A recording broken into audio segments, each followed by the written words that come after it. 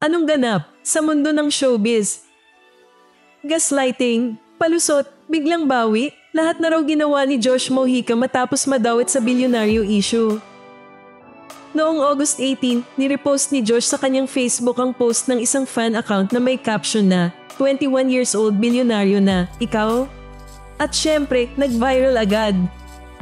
Pero nang kumalat at napansin pa ni dating COMELEC Commissioner Rowena Guanzon na tinagpa ang BIR para i-fact check, biglang binura ni Josh ang post.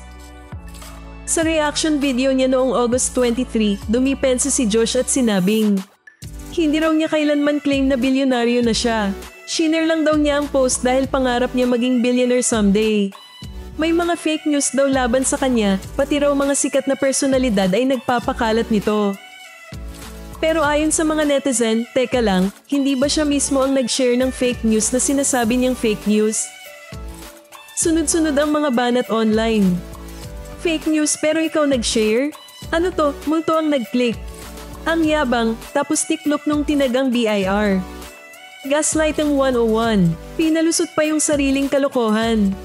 Dagdag pa ng iba, mas nagmukhang guilty si Josh dahil sa biglang pag-iba ng tono matapos ang issue, parang takot na maimbestigahan. Hindi rin nakatulong na naalala ng netizens ang dati niyang viral traffic violation sa EDSA gamit ang kanyang Porsche. Sabi nga ng isang netizen, Josh, man up, huwag puro palusot. Kung tutuusin, simple lang daw sana akuin ang pagkakamali at tapos ang usapan. Pero sa halip, pinatulan pa ang issue at inakusahan si Guanzon ng pagpapakalat ng fake news. Kahit na ang totoo, verification lang ang hiling nito. Ngayon ang tanong, sa gulong ito, sino nga ba ang tunay na napapahiya, ang nagtanong o yung ayaw mapatanong?